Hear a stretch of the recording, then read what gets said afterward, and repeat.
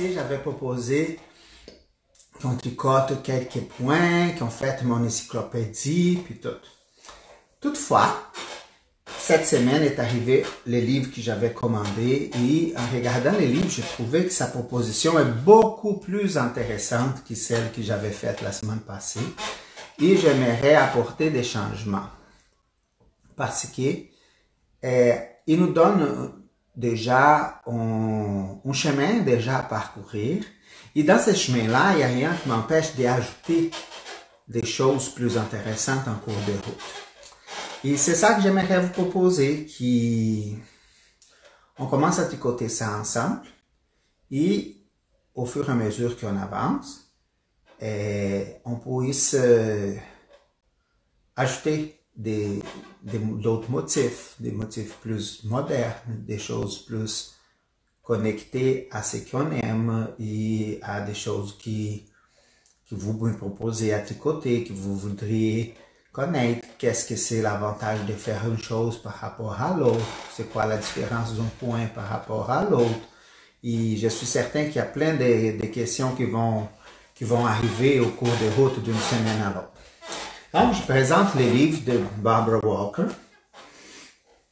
Barbara Walker, c'est qui elle? C'est une écrivaine des livres de tricot. En fait, c'est une madame qui, aux années 70, début fin, l'année 70, plutôt, a écrit beaucoup par rapport au tricot. Et elle aussi elle écrit des gros livres qui aujourd'hui, ce sont comme des bibles pour le tricot et qui servent de modèles pour plusieurs designers de tricot aujourd'hui. Donc, par exemple, j'ai ici 4 de ces livres. Et ça, c'est le deuxième livre qui parle de tricot, où elle présente plusieurs motifs et plusieurs techniques de tricot qu'on peut utiliser dans notre quotidien. Et ça, c'est 4 livres. Il y a là un 5e qui s'appelle Mosaic Knitting, où elle utilise beaucoup de techniques. Et à son époque, il y avait Elizabeth Zimmermann, une autre madame comme elle, qui a beaucoup écrit sur le tricot, mais elle écrit d'une manière complètement différente.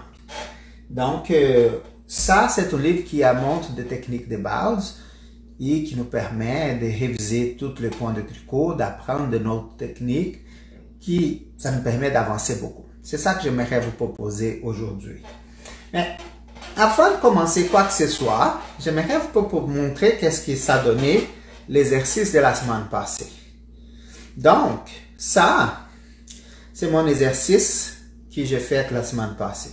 Ça m'a donné ça. Tout entortillé comme ça. Hein? C'est drôle. C'est quoi ça? Pourquoi que c'est de même, Marcelo? Ouais. C'est de même, hein? C'est pas beau du tout. On va venir ici sur ma table. Et là, on va voir pourquoi que c'est de même.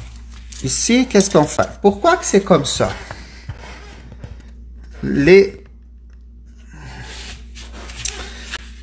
points jersey, il fait comme ça parce que son structure ici en bas, il permet pas de garder une structure lisse et droite. Sa tension et l'énergie de la torsion du fil, autant la torsion du fil que de points, les force à enrouler comme ça, naturellement. C'est l'énergie du fil, de la torsion et du tricot qui fait comme ça. La même chose dans les rangs. Ça fait normalement comme ça. OK? Donc, qu'est-ce qu'on fait pour que nos échantillons ne restent pas comme ça? C'est important de faire du pain mousse. Et c'est ça qu'on va apprendre aujourd'hui. De faire du pain mousse pour éviter que ça ne reste pas comme ça. Donc, pour que on arrête d'avoir un échantillon enroulé de même, c'est important de fixer la laine. OK? Donc, pour fixer la laine, fixer notre échantillon, Quand on termine de faire comme ça, on plonge notre échantillon dans une eau savonnée. Pourquoi une eau savonnée? Parce que s'il il y a eu la teinture sur notre laine, l'eau savonnée, elle va permettre que la teinture de la laine se fixe encore plus sur la laine et ça décolore pas au moment de notre lavage. C'est ça la fonction du savon. Il y a même des teinturières et naturelles ou d'autres teinturières qui recommandent de plonger la laine qu'on file ou la laine qui était récemment au filet ou une pièce finie de tricoter, de la plonger et dans cette eau savonnée de mettre plusieurs sortes de savons ensemble. Juste une petite goutte pour que ces savons-là neutralisent les fils dans toutes les sortes de savons. OK? Donc, en faisant ça, une fois on enlève, on va faire comme ça un petit peu pour enlever l'excédent d'eau. Après ça, on enroule ça dans une serviette sèche. On enroule ça dans la serviette sèche. Il y a des gens qui pilent dessus. Désolé, ma chaise, j'ai mis de l'huile là, mais ça marche pas. Elle aime jaser avec moi. C'est pas grave. Elle participe, hein. Donc, il y a des gens qui pilent dessus la serviette comme ça pour enlever le maximum d'eau. Et on va épingler à plat. Comme ça. On épingle à plat en étirant comme on veut qu'il reste. Donc ici, on épingle comme ça pour que ce soit très bien étiré. Comme ça.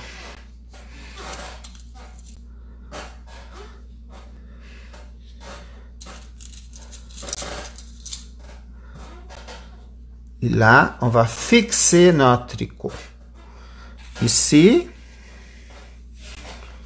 vous voyez, je ne veux pas qu'il roule. Donc, je l'épingle pour qu'il ne roule pas.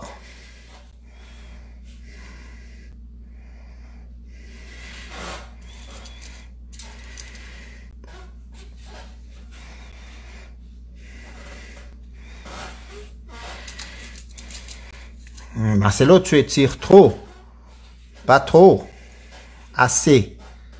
Assez pour qu'il soit beau. Et là, tu fais la même chose de l'autre bord. Marcelo, je ne vois pas. Est-ce que vous voyez mieux? Si vous ne voyez pas, là, dis-moi dans les commentaires, ok? Je suis capable de suivre. Un peu en retard parce que je suis par l'iPad. Je ne vois pas dans l'écran du téléphone directement, mais je vois dans mon iPad. Dis coucou, dis bonjour, écris des messages. Vous pouvez jaser avec moi comme toujours, ok? Regardez là.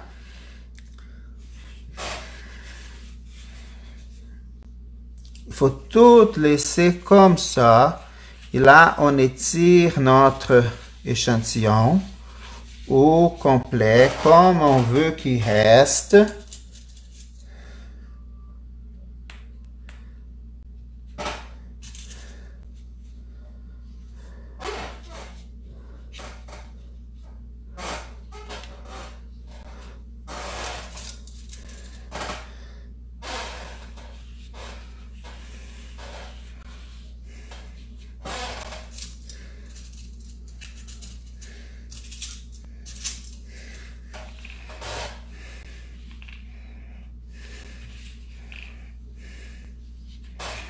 Bon, regardez bien là, je mets à peu près 4 épingles, 5 de chaque côté pour qu'il s'étire ici là, même si j'avais déjà mis, je tire un peu plus pour qu'il soit bien étiré et bien droit. Soyez généreux avec vos épingles. Regardez bien là.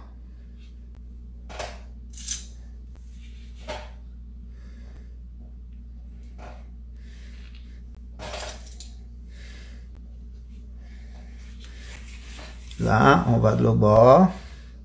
Je mets les épingles quasiment dans la même direction que j'ai mis de l'autre bord pour que ce soit vraiment égal.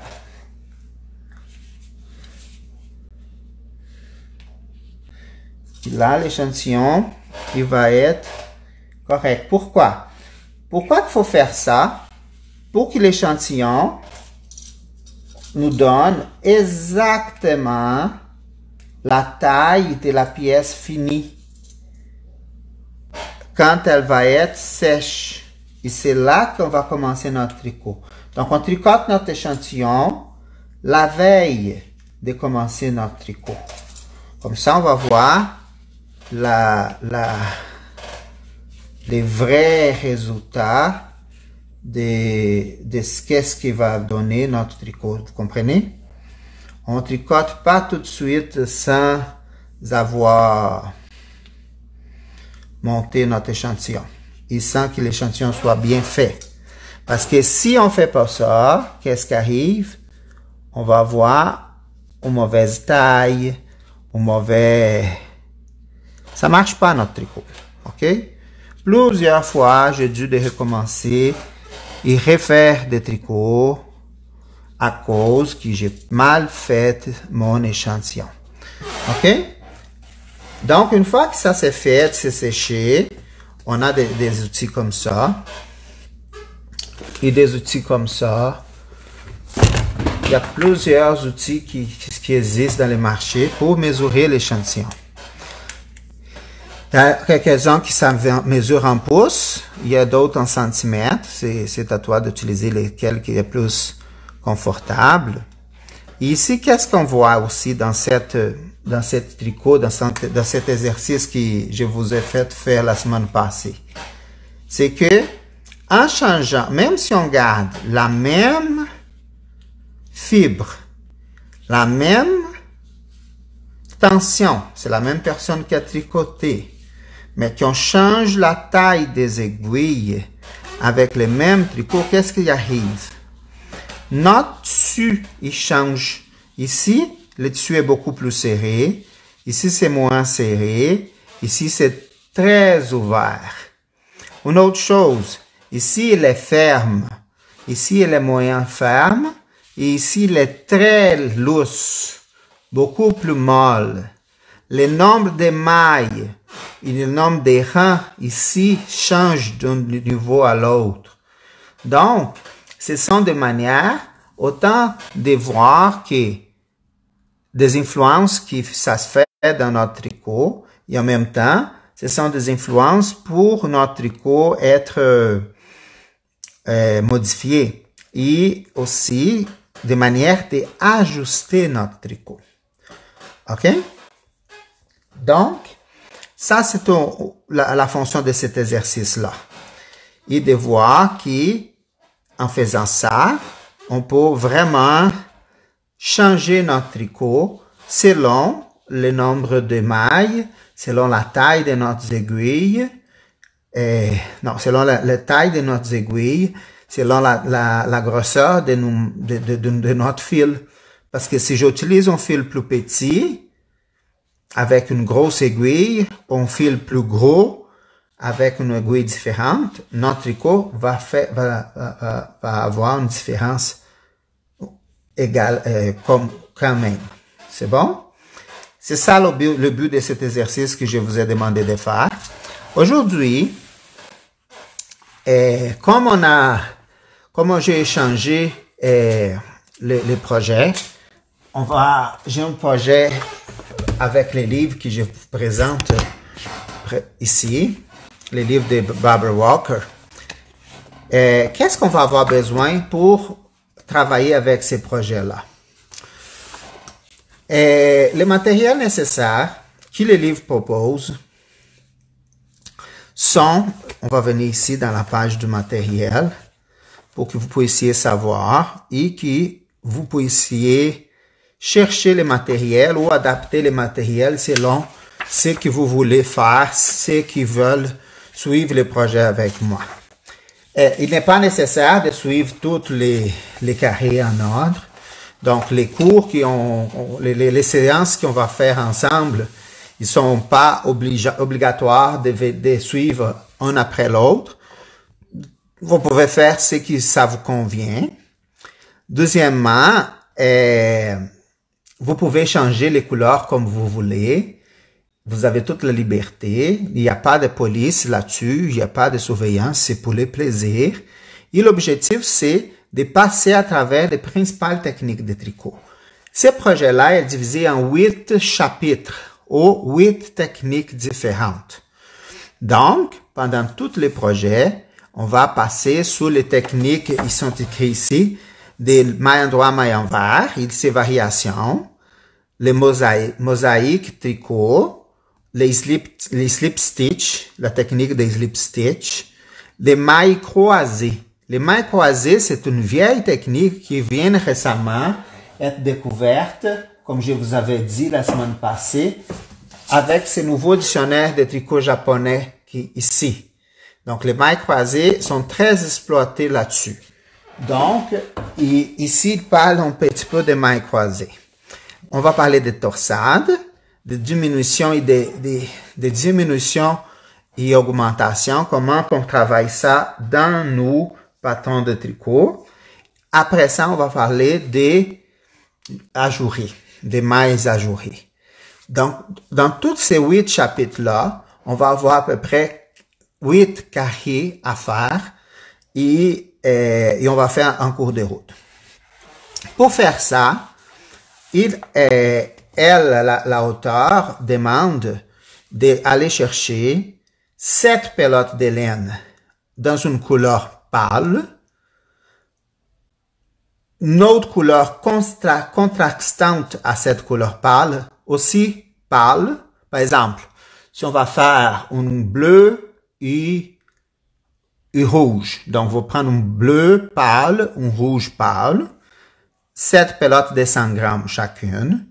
Après ça, je vais avoir 3 pelotes de couleur foncée, par exemple un bleu marin et un rouge bourgogne, 3 pelotes de chacun. Et après ça, une autre 3 pelotes de 100 grammes d'une autre couleur neutre ou une autre couleur contrastive de ces 2 couleurs choisies pour relier toute la doudou ensemble, toutes les carrés ensemble à la fin. Mais ça, c'est pour vous, selon votre goût. Est-ce que c'est obligé de faire comme le livre propose? Pas pantoute. C'est à votre goût, c'est à votre guise, selon ce que vous voulez. C'est bon? Moi, je n'ai même pas choisi mes couleurs là. Ça, ok? Mais une chose intéressante, comme c'est un projet qui va rester pour longtemps, avec le temps et avec les travail, l'effort qu'on va mettre là-dedans, il y a une valeur sentimentale qui s'est créée. C'est pas la première fois que je fais un travail de même. Donc, je vous conseille vraiment de choisir quelque chose de qualité parce qu'il y a une valeur émotionnelle qui se développe. Il y a un attachement. Donc, si vous voulez investir dans une bonne qualité de laine, parce que ça fait un doudou chaude, ça fait une belle doudou, et choisis quelqu'un pour donner cette doudou-là. Quelqu'un que tu aimes, quelqu'un que tu veux donner cette doudou. Choisis un nom pour la doudou si tu veux la garder. Choisis quelque chose, donner un sens à ce travail. Ça va être motivant, ça va être encourageant. Et sachez que je vais être là tous les vendredis. Tous les vendredis. Arrive quoi que ce soit. Je vous lâche pas. OK? Je veux être là. Tu es pas toute seule. Et moi, je suis pas toute seule parce que je sais que vous êtes là pour moi. OK? On va être persévérants ensemble. OK? Et écoute-moi bien là. Je suis très persévérant.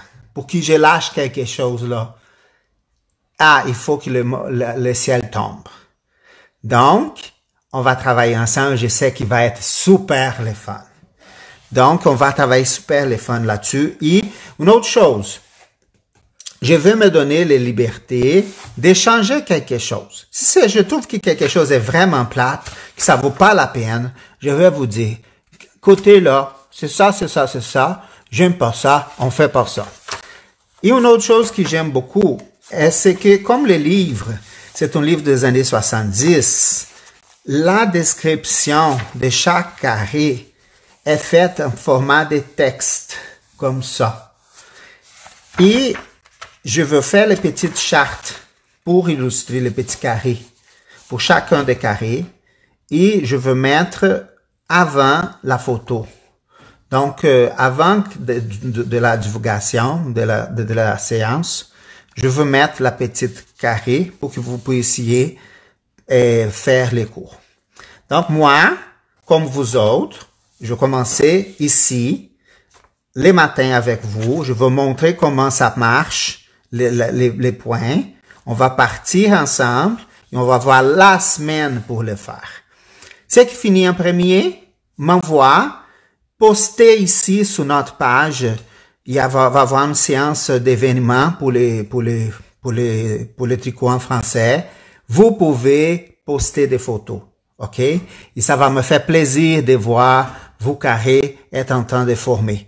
Il va y avoir un album pour que vous puissiez montrer vos carrés en photo et tout le monde va pouvoir partager là. Donc, mettez votre nom, votre carré, le nom du carré et on va partager tout ça ensemble. OK? Donc, c'est ça. Donc, on va faire un exercice cette semaine pour préparer la maille à l'envers, parce que c'est ça qu'on va travailler la semaine prochaine. Donc, on travaille le point mousse cette semaine. On va travailler le point mousse. Ici, je commençais à montrer le point mousse en maille endroit. Et j'aimerais vous proposer un défi. Ici, on a commencé en maille endroit. Il n'y a pas de problème. Et j'aimerais vous proposer de tricoter ça en maille à l'envers. Oui, Marcelo, tu nous casses la tête. Oui, j'adore ça. Savez pourquoi? Parce qu'avec quand c'est difficile qu'on apprend. Si c'est facile, on n'apprend pas. C'est facile. Mais quand c'est difficile, qu'on apprend. C'est là. Je vous avais dit qu'on allait faire un dernier rang ensemble. Et je vous ai montré d'autres choses. Mais je n'avais pas oublié que je vous avais dit que j'allais vous montrer quelque chose ensemble. Donc, j'attends juste de voir ma main en dessous de la caméra. Ici, je tricote en américain. OK? Le tricot américain, c'est super facile. Je passe l'aiguille, le brin vers moi. Parce que la maille à l'envers, c'est la maille envers moi. Vers moi. Donc, la maille envers, c'est vers moi. On regarde toujours la maille. Si on regarde ici, les brins de la maille, elle a deux brins. Un qui vient de la pelote, un qui vient du tricot. On va piquer les brins qui viennent de la pelote vers moi. Ah, il y a un grand trou. Oui. Sauf qu'on ne veut pas avoir des trop grands trous parce que sinon on va avoir une grande trop maille. Donc, on fait notre tension. Et on regarde ici. On peut étirer la maille. On passe la lacet entre les deux mailles. Et dans les grands trous, on passe la maille et on laisse tomber. Ici, on a notre première maille. On peut l'ajuster, Marcelo, oui. Mais pas l'étrangler, là. Tuer la peau. Il faut qu'elle glisse, là. Regardez mon doigt. Elle glisse. On fait la deuxième fois. On passe. Les grands trous. Ouais, bonjour. On passe. On tient l'autre. Elle glisse. C'est bon. On serre un petit peu, mais il faut qu'elle glisse. Tu passes. Là. Elle glisse. Ça, c'est le tricot américain. Ah, le mérino a mangé de l'herbe. On va enlever ici les restants de l'herbe du mérino. Bye bye. C'est le fun, hein, la fibre naturelle. Mais ça, c'est pas naturel pour tout. C'est du superwash. Bon, on fait comme ça. Et Marcelo prend la vitesse. Pour l'américain. Là, c'est le continental. Continental, c'est quoi la différence? Le continental, il prend la pelote, les fils avec la main gauche. Donc, il prend la petite tension et tient ici. Et les aiguilles sont tenues pour les majeurs et les pouces. On a les doigts heureux qui va dire bonjour maille, bonjour, bonjour, bonjour, bonjour. Et on a le doigt de la tension. Donc, le fil est toujours en avant de l'aiguille de gauche. Et là, on pique envers nous. Et là, il va falloir mettre les brins de l'aiguille dans les grands trous. Vous voyez les grands trous là? Comment que j'ai fait pour passer? Là, c'est le gros casse-tête du tricot continental. Parce que il faut mettre l'aiguille dans les grands trous. Donc, il faut plier ici les doigts pour passer là-dedans. Avec la pratique, ça devient facile. On passe et on mague. C'est du gym au doigt, hein? Oui. Grosse respiration. Ouvre les grands trous, on passe les doigts. Ouf! Libère l'air. On pique, on ouvre les grands trous, on place les doigts. Ouf! Libère l'air. C'est difficile. Et on prend toujours quel brin? Les brins qui viennent vers la pelote de laine. Là, patabon, on y va. Là, patabon, plie les doigts, on y va. Par contre, il y a plusieurs. Et en gros, chien qui s'en va, il vient ici. Il s'enfuit de moi.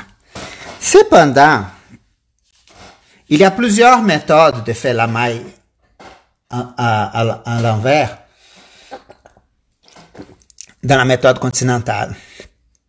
Mais Marcelo, pourquoi ça s'en sert, cette méthode continentale-là? Elle est dite, une fois qu'on la connaît, la manœuvre, puis tout, elle est connue d'être plus vite que la méthode américaine, parce qu'on fait moins de mouvements. Et il y a d'autres manières de faire la maille à l'envers. Il y a des gens qui prennent la maille à l'envers et ils font autrement. Il y a aussi des gens du pays de l'Est européen qui tricotent la continentale mixte. C'est un autre nom et qui est beaucoup plus simple. Regardez, à place de laisser les brins ici, à l'arrière de l'aiguille, ils vont y passer les doigts comme ça. Qu'est-ce qu'ils font? Ils prennent ça, ils font juste placer là. Le brin est déjà dans les grands trous. Et qu'est-ce qu'ils font après? Ils glissent l'autre aiguille. Et la maille est déjà là. Ben là, Marcelo, c'est donc bien facile. C'est cool ça. Oui, moi aussi j'adore ça. Donc, qu'est-ce qu'ils font pour tricoter? L'aiguille est déjà là. Ils piquent comme ça. Ils tournent l'aiguille, le brin des places. On recommence. Ils piquent. Ils tournent le brin des places. Et après ça, il fait juste glisser. Ils piquent. Tourne le brin des places. Il fait juste glisser. Pique. Tourne le brin de place. Juste glisser. Marcelo va vite, hein? Pique, brin de place, juste glisser. Vous pesez sur pause, il revient à ça, et vous allez voir comment que ça fonctionne, ok? C'est facile, parce que sinon ça va durer 3 heures et personne va vouloir écouter mon film après, là. Donc, il faut que je garde l'intérêt, ok? Et là, j'ai fini mon rang. Et je vais vous montrer quelque chose. Regardez bien ici. Ici, il y a un espace. Vous voyez ici qu'il y a un espace là. C'est là que j'ai changé le type de maille. Ici, c'est l'ouest de l'Europe. Ça, c'est l'est de l'Europe. Ici, il fallait que je plie mon doigt pour faire la maille à l'envers. Ici, c'est juste changer le brin des places. Et ça fait une différence. Pourquoi?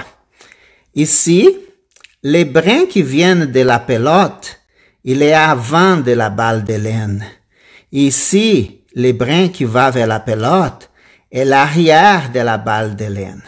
Donc, quand on va tricoter cette là, il faut que quand on va ouvrir notre gros trou, il faut regarder où est-ce qu'il est le brin qui va vers la balle de la pelote.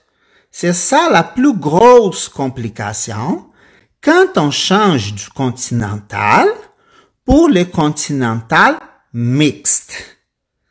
C'est ici la plus grosse différence. C'est la maille à l'envers parce que elle change de place les brins qu'on doit tricoter, la position. C'est la seule différence. Par contre, on gagne en vitesse pour faire notre maille à l'envers. C'est bon? On continue.